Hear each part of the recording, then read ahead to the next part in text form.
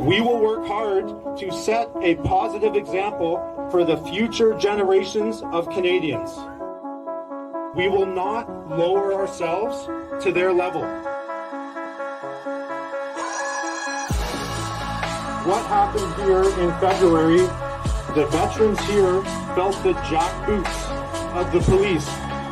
They influence through fear. That is what they do. It's you tomorrow, it's me the next day. They're going to smear us. They have already started. What the federal government doesn't know, they poke the bear. Yeah.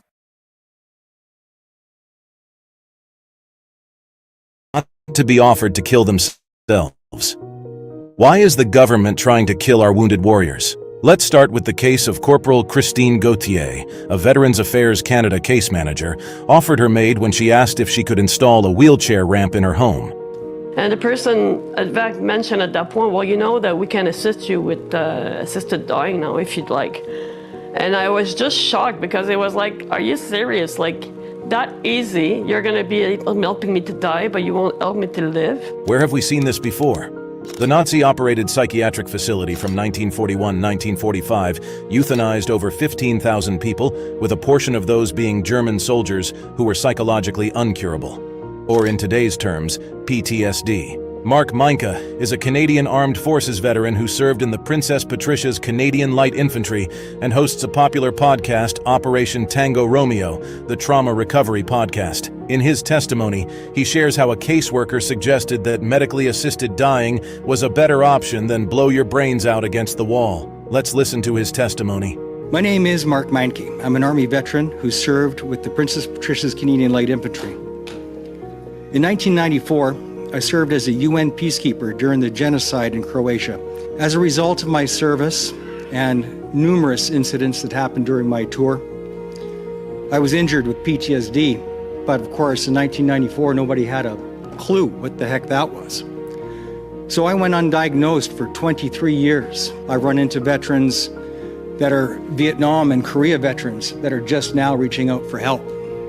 People in their 70s and 80s that are just now reaching out for help. So when you make that first phone call, pardon me, a fellow veteran who runs peer support put his hand on my shoulder and said, let's talk. You just come off to peer support. I'm like, no, that's not for me, man. Peer support, what am I gonna do? Hold hands and sing Kumbaya? That's not me. But he convinced me, and I went, and it grew. Then I became a peer support facilitator a year later. From that, it evolved into a podcast because I wanted to scale what I was doing to help more people. And now it's the largest in the world of its kind, where people find help through my podcast and get access to resources through my podcast. The veteran, as a result of that this is all about, came to me directly and gave me 2 recordings that were said on Wednesday to not exist. And they are in my possession, and they're on my phone. That caseworker did not inform him of services. That caseworker not only offered MAID, it was unprompted, and it was pushed after 2 no's. You'd think 2 no's would do it. It did not. Our veterans seek help, and the assistance offered turns out to be a proposal for assisted death. Why are they doing this? Is it a cost-saving measure? With all this, a broader concern arises. Is the federal government seeking to eliminate veterans, possibly to suppress opposition from patriotic individuals who are pushing back against government overreach? Right, good afternoon. Thank you for joining me. My name is Andrew MacGillivray. I'm the current president of Veterans for Freedom. And here with the Weekly SITREP to try and educate and empower you as to what's happening to your country and to help prepare you for what lies ahead. So thank you again for joining me. Last week was a long episode. I'm going to try and keep that short for this week. Also shout out to Rob, one of our V4F guys from out west, who's going to be managing the comments, and to get those on the screen. I might be able to answer because it's just too much coordination required from my part. So the first thing I'm going to bring up here is just a quick update on myself and the carnivore diet. All right, so it's been 28 days. Total pounds lost is 23.8 pounds and 3.2 pounds since the last update. So I'm down to the 240s now, and I can expect to continue to shed down to my usual operating rate is between 220 to 225 pounds. So that's what I'm aiming for. And the meals are great. I had one cheat meal. I promised myself one cheat meal a month. I did have that cheat meal, which was pizza, and then I felt like crap for 2 days after that. So I pretty much fasted for 2 days. So I don't even know if I'm going to do my cheat meal in February, but things are going well. Still making some good progress. Someone brought up to me, said, "Well, you're losing weight because you're losing a lot of water weight." That's a possibility, but I am drinking about 5 liters of water a day, and I'm only eating one large meal. So I've done some tests. My body is in like high ketosis right now and burning the fat, which is why I think that's contributing to the rapid weight loss. So hopefully you guys have been paying attention to our social media. There's a great fundraising event for 2 of our trucker friends down in Cambridge on the 17th of February. You can see the poster out there. I think there's going to be between 20 and 25 VFREF members there. We're the only vendor who's allowed to sell merchandise because we're going to take the profits of those merchandise sales and give it to Harold and Shaba to help with their legal fees. So hope to see you there. It's $50. If you are a veteran and you are going to that event, send me an email. We are subsidizing our members and other veterans tickets by $10. Because we know some guys are struggling. So the organization will subsidize the tickets to $10, so it'll only cost you $40. But there's less than half tickets left, so get them while you can, and you can just check out our socials, and we will stand behind guys like Harold, guys like Shaba, who are good, ordinary, hardworking Canadian citizens, and who we want to support in their legal battles. So that is the update on the carnivore diet. Next here, I'm going to show you one guy. So this is someone who follows us on Twitter. We follow him as well. His name is, I think it's McNeil for Freedom is his Instagram. So anyways, I've talked with this guy a little bit. I've asked if I could share his picture that he has here. And he said, yeah, no problem. So as you can see, this is a guy who said, like, he's generally in good shape, generally a little bit of a beer belly. And he realizes that he's got to become hard to kill, and he's got to stay out of the medical system. So he's been working out like crazy. I know he has a VFREF flag in his garage as well. So shout out to him. Look at that. He is jacked on the picture on the right, and he's just putting in the work and the effort to keep himself healthy and fit. So shout out to him. Okay, so what I've decided to do at the end of every month, I'm just going to do a monthly recap of the 3 lessons that I had it every week. And also moving forward, instead of doing like this long brag sheet, I'm actually the first sit rep of every month. I'm going to do the brag sheet for the following month. So how much money we raised, who we've given it to, and then we're going to announce the winners of the monthly support fund and the veteran organization who we're donating some money to. And if we have some other organizations out there who are raising money and they're giving a percentage of their sales to our support fund. And then we're going to highlight those companies who have done that and give them shout outs so that they can get some recognition for some of the money that they're donating. So the first week, I'm not going to go into everything in detail, but week 1, don't be a victim. Don't be afraid of these people, and don't engage with the woke. So I see a lot of this on X. People, you have a finite amount of bandwidth, mental bandwidth. You have a finite amount of time in this life. Those people, those woke tards, I call them, they're gone. You can't change their mind. Like, do not waste your time with those people. It's you're not going to win. So don't engage with the woke. So week 2 highlighted boycott woke. Okay, so that's something I said last week. What James Lindsay said is you need to expose DEI, right? And so James Lindsay's great because he's a very smart guy, but then he actually gives you guidance and things to do that you can do at the ground level to help expose these people. So when you expose DEI, these woke companies, and you realize what they're doing and the way they're treating their staff and the anti-white racism and all that nonsense, then you just don't spend your money at those companies, and you hit them where they hurt. So boycott woke. Don't talk, do. I've been in these Zoom meetings with like hundreds of people, and it's like 6 hours, and everyone's doing this, and then it's another Zoom meeting. And now's not the time for talking. You actually have to get out and start doing. It's perfect time in the winter here to start planning your victory garden, things for the spring. Find your friends, local groups, and start organizing at the community level. And as I mentioned earlier, become hard to kill. So you saw Aaron in that picture. He's becoming hard to kill. And again, it's not hands and feet skills.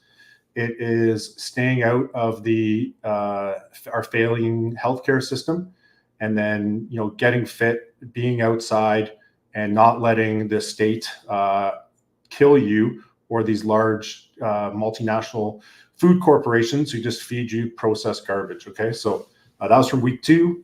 Week 3 is no one's coming to save you. I gave you that story about that QAnon lady who thought that the white hats were coming to save you. She could just sit idly by and do nothing. That's a psyop as far as I'm concerned, because that's what I would do to my enemy. Tell them just to sit there and not do anything. Never give these people an inch. Never apologize to them, because what they do, and I say this in the beginning of that intro video, is don't lower yourselves to their standard. And their standard is victimhood. Okay, so don't do that. And we saw earlier this week where the Conservative Party was like playing the victim card for that guy who got called a twofer or whatever. I didn't really watch his video, but don't play a victim. Rise above that. We're not liberals. We're not woke-tards. And don't give them an inch. Don't apologize. The all or nothing mentality. All right. Just because you don't agree with someone on one thing or a couple things, you can't just throw them out and discard all the work they've done in the past or other things that they say. So that's some, it's hard for people because there's like animosity and hate amongst our side. And a lot of the time for mission success, you just have to put that aside. So these are the 3 points for this week: is become a pillar in your community. Okay. There is a lot of people out there who've felt alone, or they're looking for some just basic guidance and some basic leadership. Be an adult, step up into your community and start organizing and start bringing people together. Or if you're not comfortable with that, then find a leader, someone who's willing to become a pillar in your community, and support them, and start to, be like a DCO or deputy, or like XO, so someone second in command or third in command, to help these people. We need the awake and men and women of this country to step to the plate. I know it's happening all over, but look locally and start to find those people. And if there isn't any, and if you can, step up to the plate and become that pillar. Morale management. Okay, so there is, this is a long, drawn out war.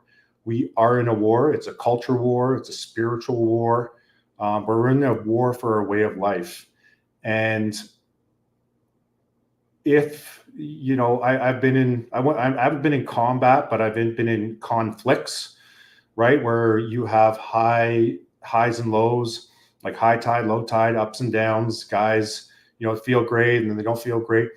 If you just celebrate or if you're just in the lows, or everything's negative all the time, you're hindering your chances at winning.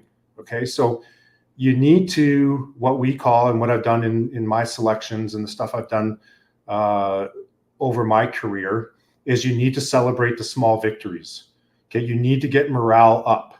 And if it's just constantly negative, and oh no, it's just because of this, oh, it's not going to mean anything, whatever, then your troops aren't going to be motivated to win the next battle or win the fight. So morale management is a thing. I was a team lead for a small team of 10 to 12 guys, and I've had gals on my team as well. And morale management is the thing. So if you're going to step up and be a leader, just maybe factor in the morale management, and don't be a Debbie Downer all the time. You do have to celebrate the small victories. So my third point and final point for this month is self-identity. Okay, so you know, I never even identified as a veteran. Okay, I only did that because it's what brought our organization together and our community together. The only reason I have veteran plates is so that if I'm caught speeding, I might get a break on a ticket. Okay, like otherwise I wouldn't be publishing to anyone or telling anyone that I did serve or was a veteran. It just wasn't part of my thing. And you see it a lot now. You see it with the Israel-Palestine conflict. Well, I'm Jewish, so I have to think this way. Or I'm conservative, I have to think this way. Or I'm Palestinian, I have to do this, because it's like how I approach things is like I'm Irish, mostly Irish, but also Scottish descent. I don't say myself, oh, I'm Irish or Scottish or I'm this and that. And I've been on some podcasts where like, you know, as a conservative, it's like, who said I'm conservative? I'm as an individual. Okay, so I self-identify. I'm a man, and then I'm a Canadian man. I'm a human being. That's it. I don't put myself into these groups that a lot of people do, right? These, identitarian groups. So well, I'm white and I'm this. Like that's not how I approach things. And I'm just a simple dude who cares about people and cares about our country. And all the other stuff there to me is just noise, right? So I think I've mentioned before, I'm not a religious guy, so I don't fall into any of those groups at all. But you definitely, you know, it's what creates more sort of animosity between people. And then it's also a control measure. Like I don't paint myself into a corner and say, oh, we have this, or I have to, because I'm this, I have to think this way. Like anyways, it's nonsense. So just wanted to throw that out there. And that's sort of the 4 lessons for the month. Okay, and then I'm gonna come down here. So because this is on the PowerPoint, I'm just gonna run down quickly. So last week you saw our brag sheet. By the end of December, since our inception, we've raised just over $214,000. And then these are what V4F's monthly and yearly expenses are. Okay, so we have Intuit QuickBooks. That's our accounting software. Shout out to Jackie, who one of our members from out west, who maintains our books for free. We have Adobe PDF, where we do a lot of our PDFs and conversions and press releases and that sort of thing through Adobe PDF. Then we have Microsoft Teams, so that's our SharePoint. That's all of our emails and everything is all run through Microsoft. That's our big expense. That's $200 a month. We pay $35 a month for Rumble to be able to live stream to Rumble. $35 to MailJet for our monthly newsletter, which is going to come out soon, I promise. We used to pay a fair bit of money for our server. I think it was about $180 a month. And then through Ty, who's our guy who handles our IT side of the house, he found us a greater deal through another company for $35 a month. So we're saving a bunch of money there, which is great.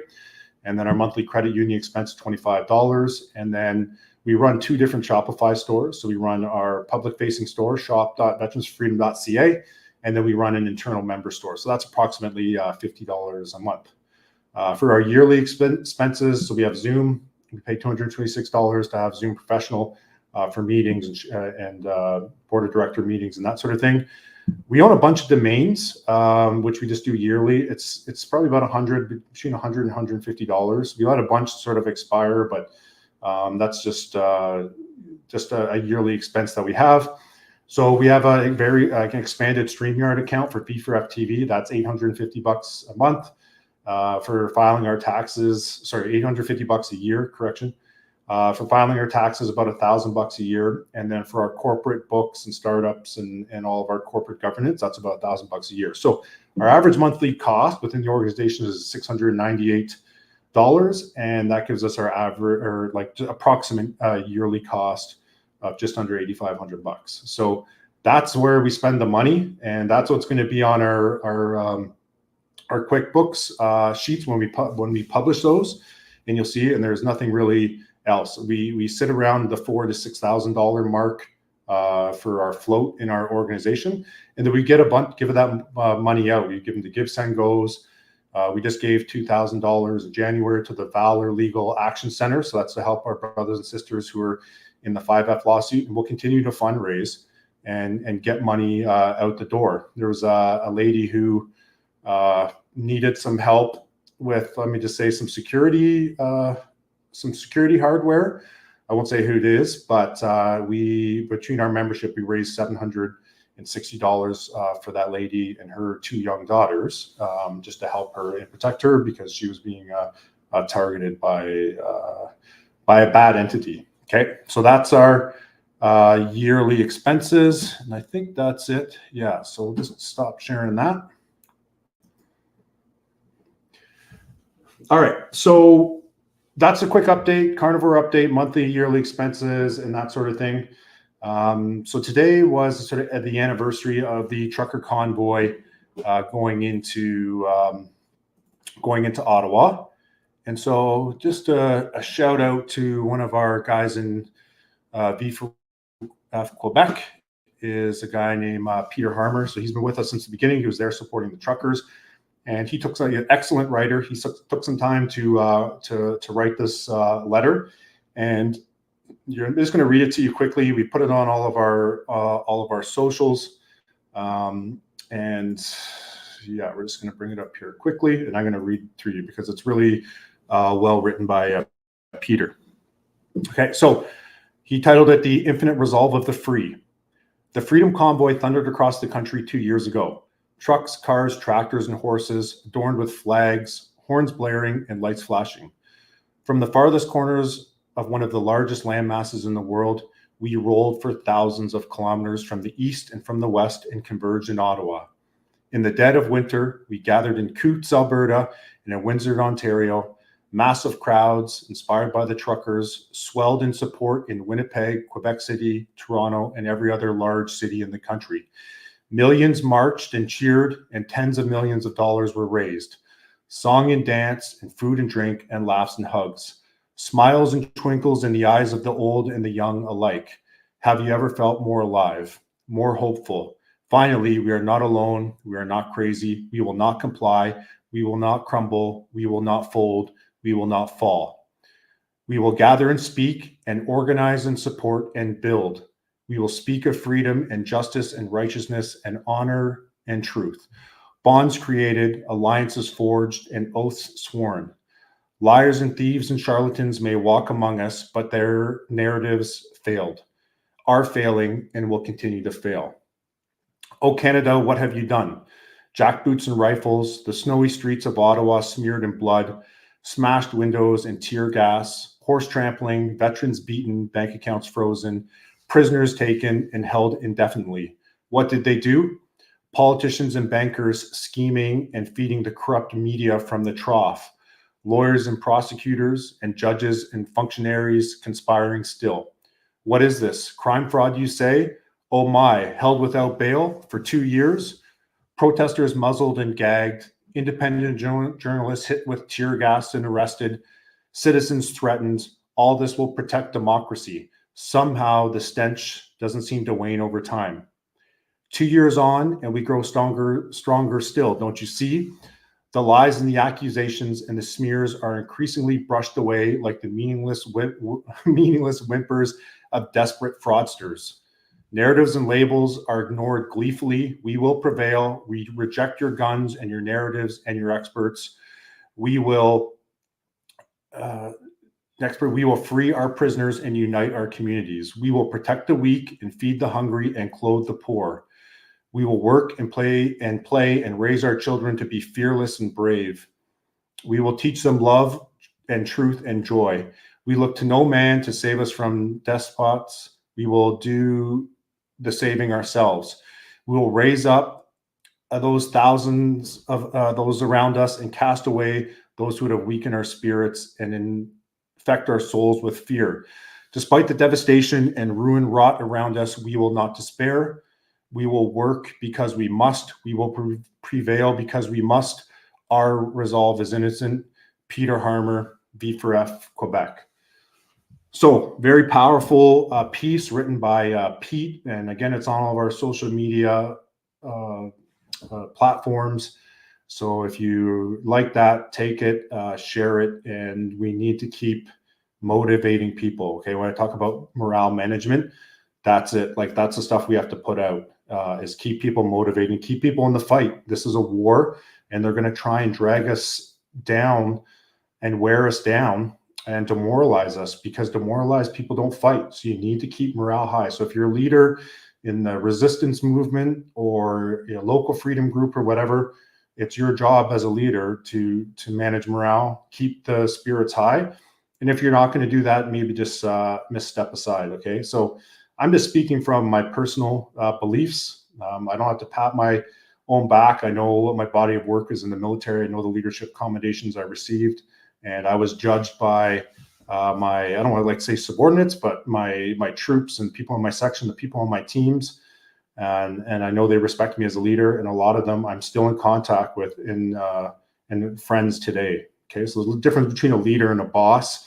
A leader is someone that people want to follow, and a boss is someone who the people have to follow because they're in that position of authority. Okay, so start getting the leadership mindset and start thinking about that.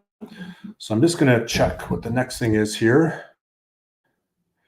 All right, so here's a good tweet. Shout out to PT. He knows who he is. He does our tweets. It's a pretty funny tweet about Guibo, who's another feckless, weak beta male who got triggered from having Tucker Carlson up speaking to Canadians.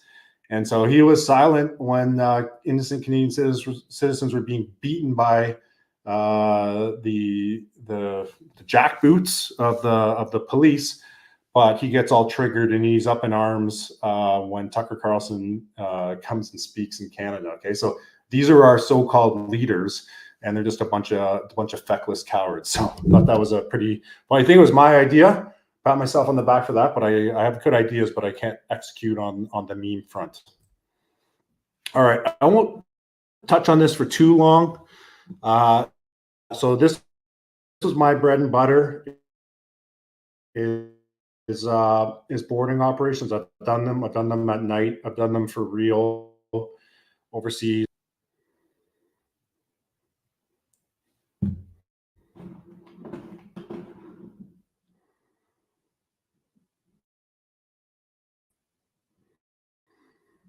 Sorry, I just got cut out. I'm out in the bush, so the internet isn't too steady, so I apologize. So it's like near and dear to my heart, right? Because these boarding operations are extremely dangerous, especially at nighttime. Now these 2 Navy SEALs have been lost, pronounced dead. It's weird that these guys didn't have what we call EPIRBs on them, which some of them you can get are saltwater activated. So when they fall in the water, it gets activated and they can actually home in and rescue these guys. But they have been pronounced dead. They did lose them. And it's pretty sad because, like I said, it is boarding, insert, and extract, extremely dangerous, especially in rough seas, and you lose guys. And generally, from my understanding, from my buddies who are who are involved in MCT, is if someone does fall, you're supposed to break off the insert and go and recover them, because there's already been a bunch of guys who've fallen in the water during insert, and then they've been lost to sea, and they've never found them. So interesting, and the Navy SEALs will do an internal review and maybe change their TTPs to change this, because this is very unfortunate. So I just want to touch on that quickly. Next, okay, so this was done by our friend Cosmin Georgia. So we get a lot of tips and everything sent our way, and then we have a series of reporters that we go and send the stuff off to for them to expose DEI, which is what this is. So this guy here, Major Rob Ryan, he sent out an email to the troops because they are discarding the men's menstrual products in the bases, and he's getting tired of it. But anyways, this is another guy who has just drank the Kool-Aid, and he's sitting there and doing this. Like he's like, you're going to be threatened if you do this, and you know the troops are tired of being humiliated and they're pushing back, right? So again, this goes back to what I said: expose DEI. You can send us tips if you're in the military. We know what PERSEC is. We keep everything quiet. We got a whole bunch of stuff sent to us.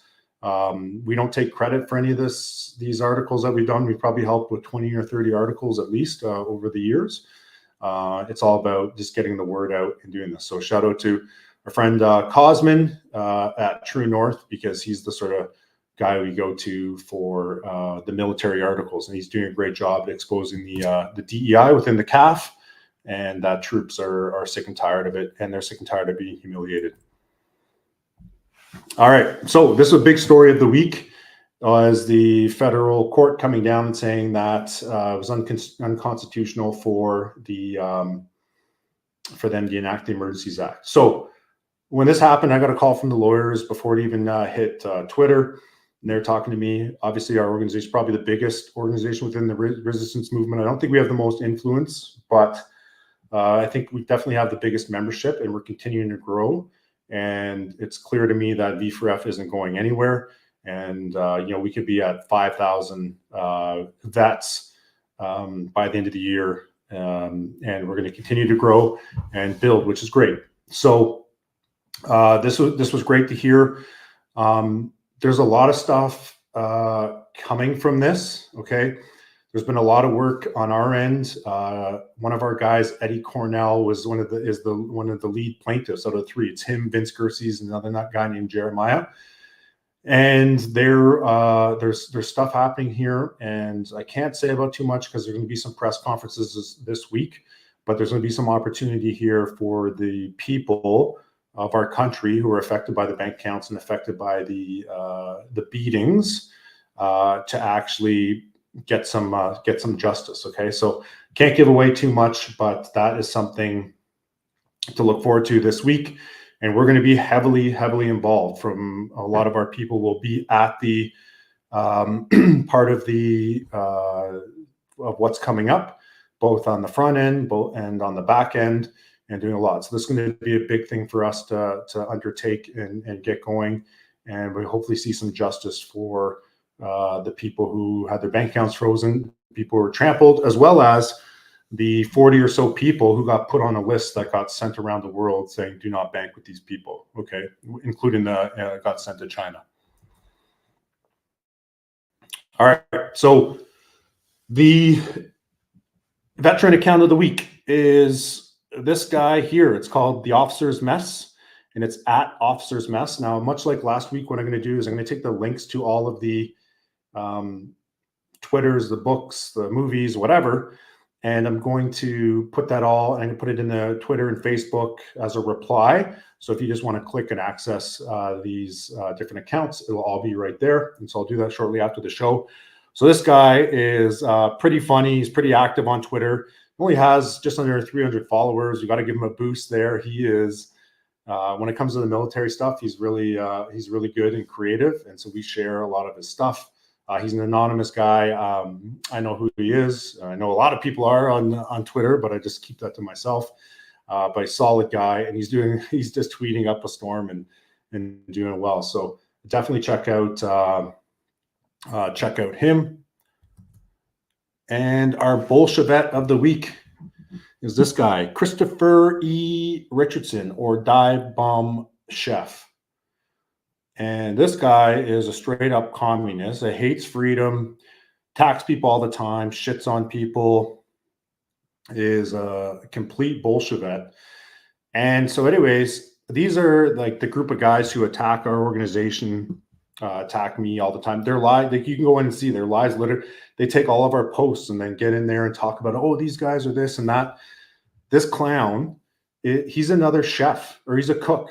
That's what, 3 cooks in a row is this guy. Cooks are the most insulated trade in the CAF. You might have some medals and deployed. Cooks are important for day-to-day CAF operations, but they aren't operators, and they don't understand warfare. Like I said last week, they have more FaceTime with, carrots and potatoes.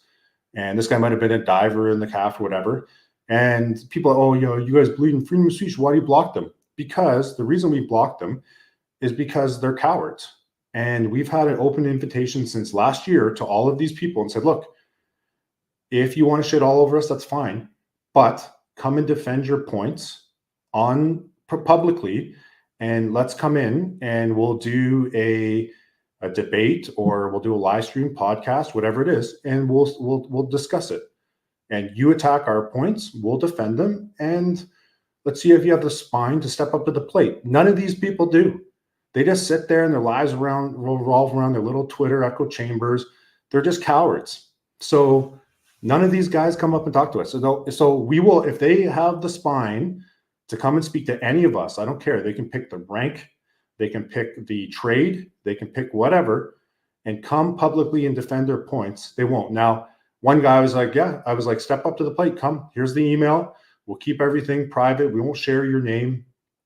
And he was like, well, I don't want to give you guys any more exposure.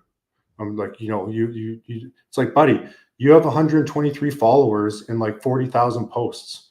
We have less. I don't even know how many posts we have. Not very many. And we have over 11,000 followers. So if anything, we are going to be giving you exposure, not the other way around. But because these guys are spineless, feckless cowards, and I know there's some watching right now, we're not going to engage with you until you grow a spine. So email us, email me. My email's on the ticker there, and then let's have a discussion. But most likely they won't, because these guys realize is that their arguments are baseless, and as soon as you scratch below the surface, there's nothing there, right? So they're too afraid. So they just want to be allies, put the pride flag in their bios and virtue signal and that sort of thing. And, you know, oh, Ukraine, oh, go over and fight in Ukraine. I'm sure we could fundraise a ticket for you. So anyways, Christopher E. Richardson, dive bomb chef. So that's 3 cooks in a row.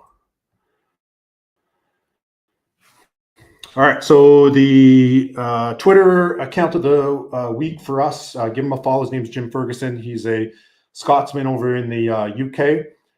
He's spent some time in Canada, and he has an organization called Freedom Train International. And he's a friend of our organization. I believe I did a podcast with him a couple of days ago. It's about 30, 35 minutes. And I think I talked to him today. I think he's releasing it on his X account tonight. Pretty good thing. And he's basically said to me that we're probably going to be enough. There's enough content from me for about 8 to 10 episodes, a 30-minute episode perspective, and what the culture is. Like, I just go into the black when it got up, and I can't remember, but he says it's pretty good. So he's reviewed, says pretty good. He thinks we got a lot of traction. So go over and give Jim a follow. Good guy, and definitely on our side. And he has a lot of connections and networks, and we're looking forward to growing V4S relationship with him in the future. All right. So before I talk about this, I'm going to begin a fair amount of emails. I've emailed, just finally got responses to some emails that were sent to me after week 1, which is great. You email me with questions, that sort of thing. I'll read them on air, and I'll do my best to answer them. So this question we've gotten a fair bit, and it's a tough question to answer. So you have to understand is our organization has a lot of people who are trained in the art of killing people. And we have people in our organization who have killed people overseas. We have door kickers, we have soft guys, we have everything. And we're in a precarious position here because the government is dying to call us a terrorist organization, even though we've never advocated for violence or anything like that. So this question said, is there any way we can beat the globalists without the use of violence? Okay, so we believe there is, okay, because if you can wake up enough people and educate enough people and get them over to our side, there's no need for violence, okay? If we can get hundreds of thousands of people or millions of people in the streets pushing back, that will bring the government and the globalists to its knees. And I don't care what government is, whether it's liberal or conservative, whatever. We, the people, need to hold the government to account, and they need to protect Canadian sovereignty, and they need to protect Canadians and our interests, which they're clearly not. There's a term called elite capture. Look it up. That's what's happened to all of our politicians and all of our CEOs and that sort of thing from our country. So if we do it properly, there's no need for violence. Now, there might be violent people out there talk about violence. We see it, guys like, the time for peace, the time for talk is over. Look, our organization is probably I don't really know, but it's probably getting close to the biggest veterans organization in the country. And we're not just, police officers. Some police officers go 25 years without ever pulling their service weapon or their sidearm. We have guys who've engaged in violence. And our people know that, like, those are the guys who are experienced, and they're saying, look, violence isn't the way to do it. Like, if you have some hillbilly militia of like 20 guys, whatever, and you're practicing in, you know, your backyard or whatever it is, and you've bought, you know, plates and guns and that sort of thing, and your 5-round magazines, a provincial ERT or emergency response team, so it's equivalent to like a SWAT team, who get trained by our guys from JTF2, they're just going to wipe the floor with you. And all you're going to do is end up dead. You might hurt some of them, but they're going to kill you. Okay. So you're not going to win against those guys. You're not going to win against the police. And I understand everyone has a different line in the sand. I know some people, especially out in Alberta, it's the gun grab. That's their line in the sand. Other people have different lines in the sand. So I know what my personal line in the sand is, which is forced vaccination or being put into some sort of camp. Like, that's not going to happen. I'm just not going to let it happen to me. So the point is not to use violence against the state, because like in this book, which you can either, I think you can read as a PDF online. If you type in Gene Sharp from Dictatorship to Democracy, he has a, you can get like the audio book version, and you can listen to it for free. Like, it doesn't cost you anything. That's how I listen to it. And one thing Gene Sharp said is, when asked about using violence against the state, he said, if you plan to use violence against the state, it almost never works. And if you lose, which you most likely do, that will give the government an excuse to crack down on you even harder. Okay. So if you are thinking about that, listen to this book. Peaceful mass noncompliance is the sort of way ahead, and less government reliance, and less reliance on large national corporations. So give it a listen. That's the book of the week, is From Dictatorship to Democracy by James Sharp. So yeah, so I saw it from Chris Freestone. So multiple lines have already been crossed. Yeah, exactly. And it all depends on what your line is. Everyone has a different line, right? So some people, their line is, like I said, the gun grab. That's the big one I hear, is the gun grab. Other people have different lines, right? So you, as individuals and free Canadian citizens, you just have to set what your own lines are. A lot of people don't have lines. They'll just let the government tyrannize them into compliance, and they won't step up. And that's unfortunate, but that's the reality of the situation. Okay, so everyone's got different lines, and that's completely understandable. So that's the book of the week. The movie of the week is one of my favorites. Doesn't really have a high rating. It's called Lion for Lambs. It has Tom Cruise, Robert, and Meryl Streep in it. But anyways, it talks about, it's actually a movie based on something called Operation Red Wings, which I actually have several books about and studied back when I was like a TAC level guy. And has to do with, you know, Marcus Luttrell, which is the guy, the survivor from Lone Survivor. I have Marcus Luttrell's book, and the movie Lone Survivor, which is maybe only about 50% accurate based on the books and everything I've read. But there's a movie that's based on Operation Red Wings, and it talks about the media. So the government using the media that the people are going to be more responsive to. Okay, so the government and the media are in bed for pushing these foreign banker wars and that sort of thing. And it's very good. I really enjoy the movie. And, you know, these young guys, like myself included, get sort of brainwashed into some of these wars to sign up for. And then you realize after the fact that it was either all for naught, or you were tricked or brainwashed into doing this. So definitely check out Lions for Lambs. Like I said, it doesn't have a good review, but I really liked the angle they used, where the government is in bed with the media to craft narratives to get public support for wars. So check that out. Anyways, I think that's enough for the book of the week here. Sorry, just checking one more thing here quick. Yeah, okay, so that's it.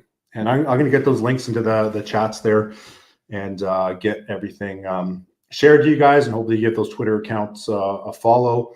and maybe McNeil for Freedom on his X account. I look more at Twitter and responses stuff on Twitter.